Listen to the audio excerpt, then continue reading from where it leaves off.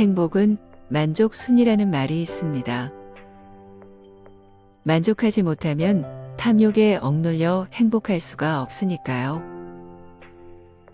그렇다면 깨달음은 어떨까요? 깨달음은 행복과 달리 만족에 비례해 쭉쭉 멀어집니다.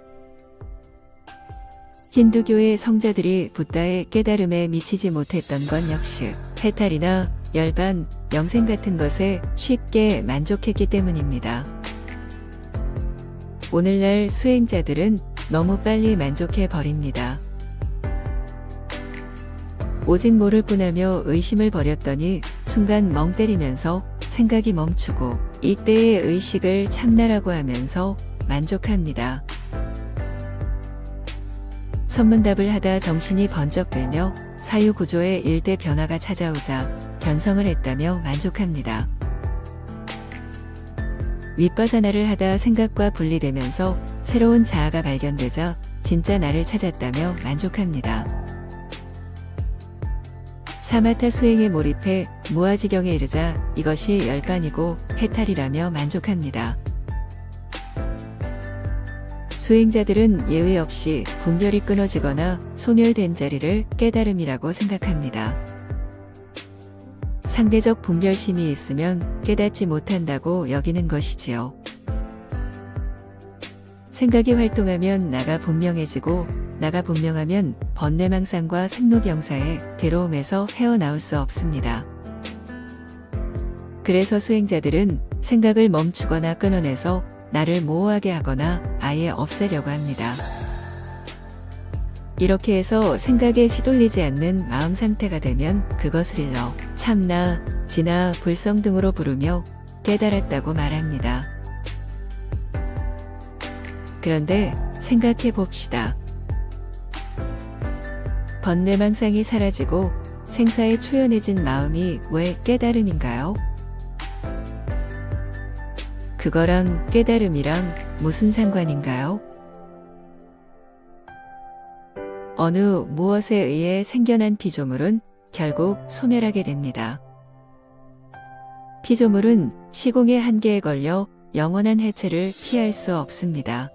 수행자들은 이 문제를 일체이유심조로 해결합니다. 쉽게 말해 마음먹기에 달렸다는 것입니다. 나가 없다고 믿고 그런 의식을 유지하면 생사가 무의미해집니다. 피조물의 문제가 사라지면서 깨달음의 명패를 차게 됩니다. 그런데 이런 주장은 신을 믿어 구원받았다는 얘기와 별반 다르지 않습니다. 자기 자신이 믿고 싶은 것을 개념화한 것이니까요. 수행은 일체이유심조를 깨닫는 게 아닙니다. 그건 그냥 착각이고 믿음이고 세뇌이고 환상일 뿐입니다. 생각이 끊어진 자리, 분별이 멈춘 자리, 번뇌망상의 소멸, 탐진치의 증발 등등 모든 것은 마음의 작용일 뿐 이런 얘기가 도대체 왜 수행에서 나오는 걸까요? 수행의 관건은 마음의 어떤 특별한 상태가 아니라 마음이 뭐냐는 것입니다. 마음은 뉴런의 전기적 신호에서 만들어진 것인가? 만일 그렇다면 뇌가 죽으면서 마음도 사라질 것이 아닌가? 혹시 마음이 과학에서 발견하지 못한 미지의 물질로 되어 있는 건 아닐까? 그렇더라도 그 물질 역시 결국엔 소멸될 것이 아닌가? 아니면 마음은 물질과 다른 비나리 같은 초물질로 이루어져 사후에도 존재하지 않을까? 그렇다면 그런 기나 리 같은 정보들은 어떻게 존재하며 어디서 온 것인가? 만일 그것들이 태초의 제1원인에서 갈라져 나왔다면 제1원인은 또한 무슨 근거로 자존하는가? 이런 것들을 끝까지 의심한 결과 도대체 존재는 뭐고 마음은 뭐고 나는 누구인가? 이렇게 마음을 끝까지 추적해 그 실체를 알아내는 것이 수행입니다. 마음이 뭔지도 모르면서 깨달았다고 운운하는 것은 매우 심각한 모순입니다. 흔히 수행자들은 종교인들을 가리켜 진리에 대해 잘 알지도 못하면서 맹목적으로 믿는다고 손가락질을 합니다. 그런데 수행자들 역시 마음에 대해 잘 알지도 못하면서 맹목적으로 깨달음을 믿습니다. 수행에 있어서의 믿음은 급브레이크입니다. 설령 붓다가 직접 설했다고 해도 무조건 의심해야 하는 것이 수행자의 근본 자세입니다. 그래야 논리학에서 말하는 권위에 대한 모순을 피해 하나씩 알아나갈 수 있습니다. 수행자에는 두 부류가 있습니다. 모르는 영역을 아는 영역으로 바꿔나가는 부류가 있고, 모르는 영역을 방치하고 심리적 만족을 얻으려는 부류가 있습니다. 전자는 학자들이고 후자는 우리가 아는 수행자들입니다.